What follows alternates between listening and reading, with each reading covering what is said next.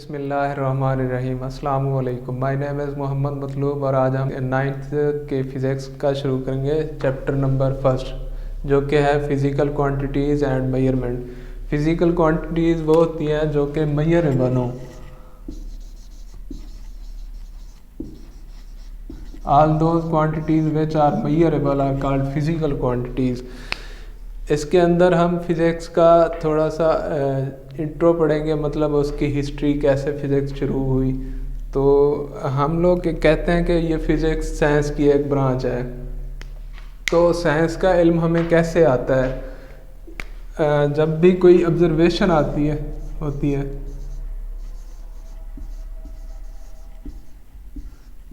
जब हम कोई न्यू चीज़ देखते हैं तो उसको ऑब्ज़र्व करते हैं, लेकिन कोई भी ऑब्ज़र्वेशन साइंटिफिकली प्रूव नहीं होती जब तक उस पर कोई एक्सपेरिमेंट ना हो। तो इस ऑब्ज़र्वेशन पर एक्सपेरिमेंट होते हैं। जैसे कि पुराने ज़माने में हम देखें, लोग आग कैसे जलाते थे। वो पत्थर पर पत्थर को मारते थे और आग पैदा होती थी, लेकिन लकड़ी पर लकड़ी को मारने से आग पैदा नहीं हो रही थी। आज जो काम हम माचिस से करते हैं, ये होगी ऑब्ज़र्वेशन और एक्सपेरिमेंट से जो हमें नॉलेज हासिल होता है उसको साइंस कहते हैं। साइंस 18वीं सदी तक इसको नेचुरल फिलॉसफी का नाम दिया गया।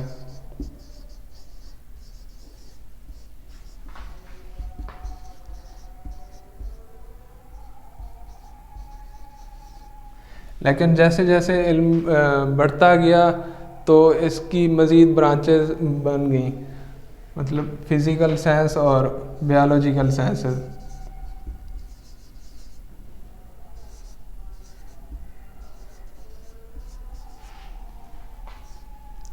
और बायोलॉजिकल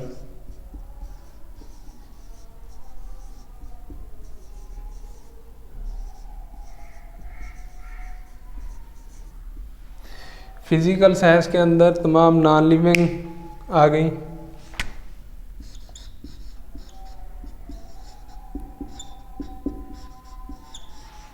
और बायोलॉजिकल में लिविंग।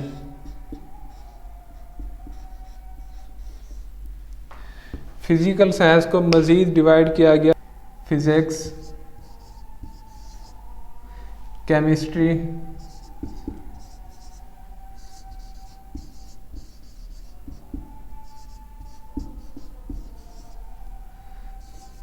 Geology,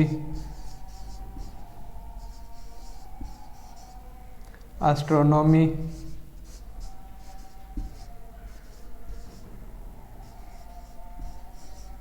and मेटीरियोलॉजी।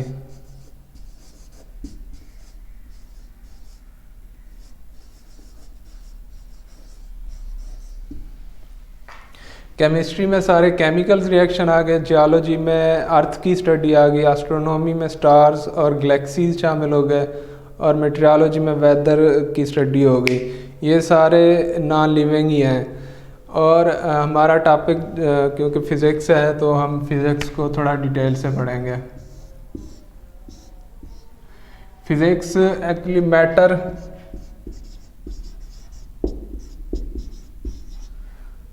एनर्जी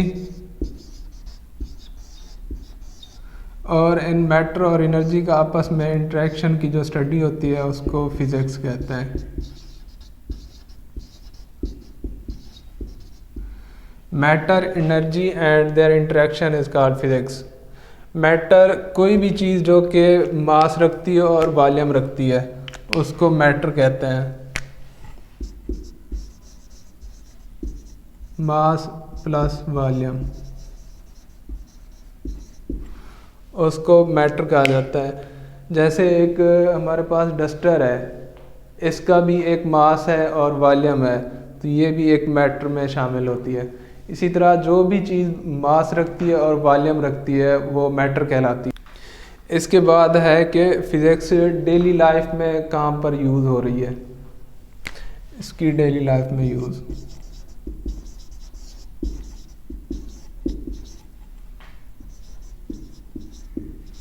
अगर हम देखें कि कंप्यूटर है हमारे पास, मोबाइल फ़ोन हो गया,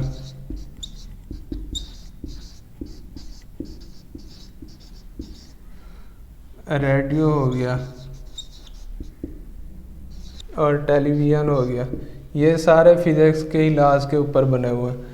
ये हमारी ज़िंदगी को बहुत आसान बना रहा है। जैसे कि हमारे पास मोबाइल फ़ोन है, इसके ज़रिए हम लोग कॉल कर सकते हैं आसानी से, और मैसेज एसएमएस हो गए। अगर पुराने ज़माने में देखें तो ये सारा कुछ नहीं था। ये भी सारा कुछ फिज़िक्स के लॉज़ के ऊपर बने हुए हैं और इंसानी ज़िंदगी को आसान बना रहे हैं।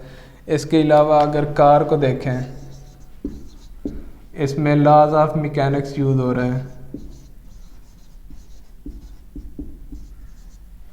कि कार एक जगह से दूसरी जगह मूव करती है, वो भी इंसानी ज़िंदगी को आसान बनाती है। इसके अलावा अगर हम रेफ्रिजरेटर को देख लें,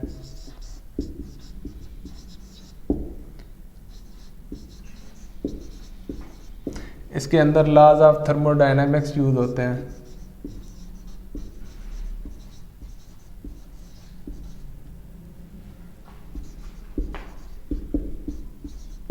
इसके बाद आ जाती है ब्रांचेस।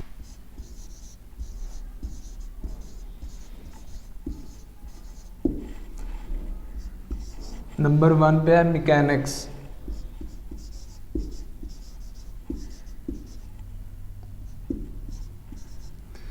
मैकेनिक्स के अंदर लॉज ऑफ मोशन को स्टडी किया जाता है। Motion of an object.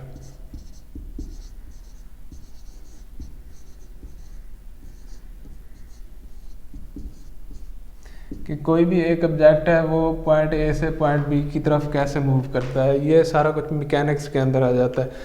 For example हमारे पास एक कार है, वो पॉइंट ए से पॉइंट बी की तरफ मूव करती है। कौन से फैक्टर हैं जो उस कार को एक पॉइंट से दूसरे पॉइंट की तरफ मूव करते हैं, ये सारा कुछ मैकेनिक्स के अंदर ही स्टडी किया जाता है। कौन से फैक्टर उस पर अमल हो रहे होते हैं वो जो इसको मूव करने में हेल्प करते हैं।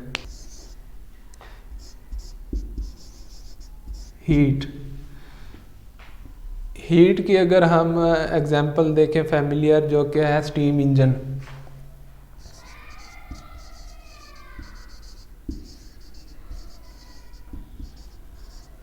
स्टीम इंजन में क्या होता है कि आग जलाते हैं नीचे, वो पानी को स्टीम के अंदर कन्वर्ट करती है आग, और उस स्टीम से फिर स्टीम इंजन चलते हैं।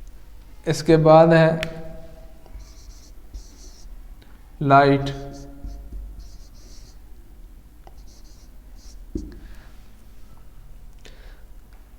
इसमें फिजिकल एस्पेक्ट्स ऑफ लाइट को स्टडी किया जाता है।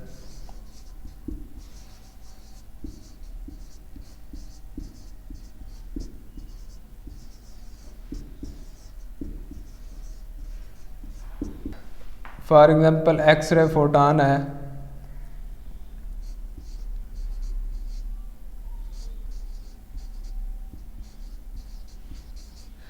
जब वो किसी पार्टिकल से टकराता है, कोई भी पार्टिकल, वो इलेक्ट्रॉन्स और रेडिएशन में इमिट हो जाता है।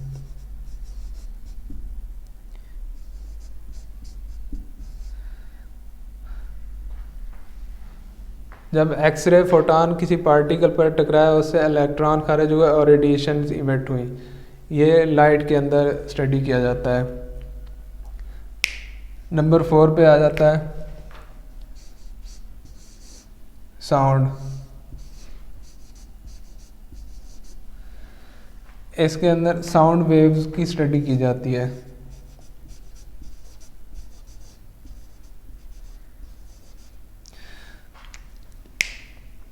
साउंड वेव्स की इस तरह के जब एक इंसान बोलता है तो उसकी आवाज़ कुछ दूर तक जाकर ख़त्म हो जाती है, लेकिन जब हम रेडियो में देखते हैं तो एक आवाज़ जो कि रेडियो स्टेशन से निकलती है वो सेम ही फ्रीक्वेंसी से चलती रहती है।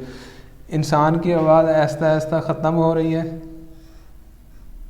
और रेडियो की आवाज़ सेम फ्रीक्वेंसी से चल रही है। ये सारा साउंड में स्टडी किया जाता है। नंबर 5 पे है इलेक्ट्रिसिटी।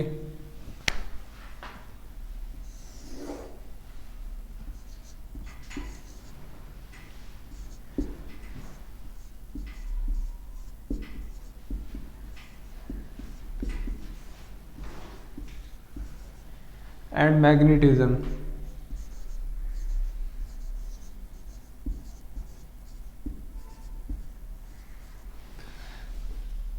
इलेक्ट्रिसिटी एंड मैग्नेटिज्म के अंदर इलेक्ट्रिसिटी में सारी जो कि इलेक्ट्रिसिटी है उसकी एप्लीकेशंस इलेक्ट्रिकल इक्विपमेंट्स की।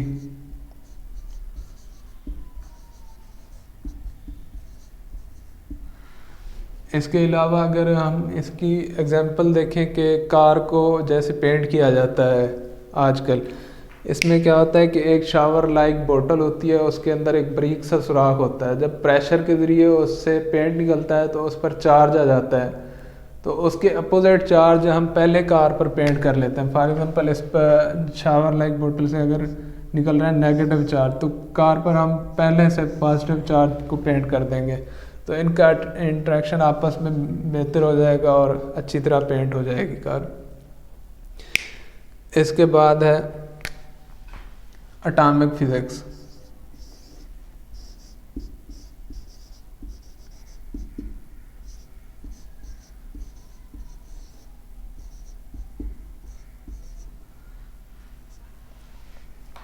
एटॉमिक फिजिक्स के अंदर एटम की स्ट्रक्चर को स्टडी किया जाता है और उसकी अरेंजमेंट कैसे है।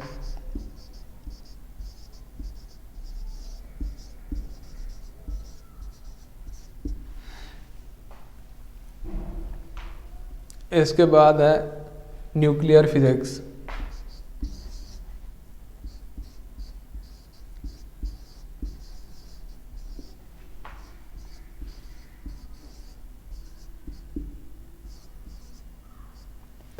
एटम के अंदर जो न्यूक्लियस है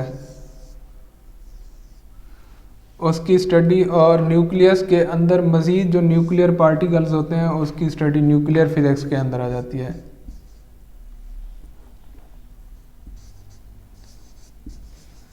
न्यूक्लियर और nuclear particles,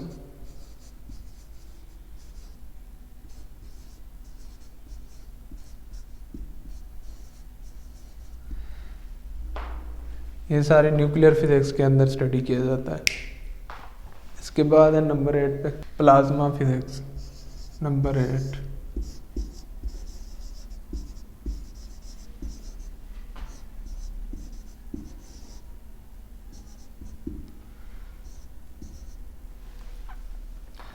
plasma actually fourth state of matter है।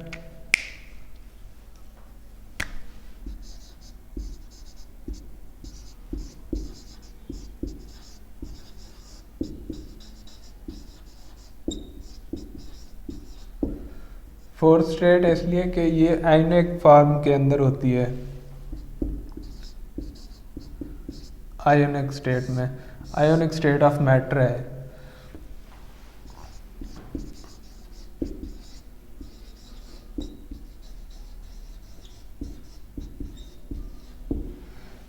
आयोनिक होने की वजह से इसको फोर्थ स्टेट कहा जाता है क्योंकि पहले 3 थी फैमिलियर, जैसे सॉलिड, लिक्विड और गैस। ये आयोनिक स्टेट में है तो ये फोर्थ स्टेट है मैटर की। इसके बाद है जियोफिजिक्स। नंबर 9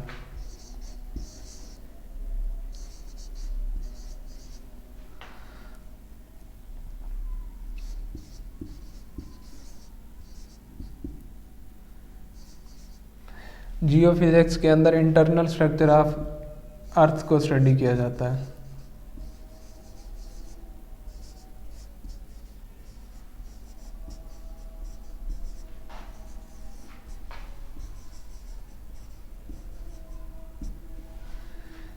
ये था आज का हमारा टॉपिक, इंट्रोडक्शन था चैप्टर के बारे में, जो कि है फिज़िकल क्वांटिटीज़ एंड मेजरमेंट। इसका बेसिक था, एक डेफिनेशन थी, डेली लाइफ के अंदर फिज़िक्स का यूज़ था, और इसकी 9 ब्रांचेज हैं।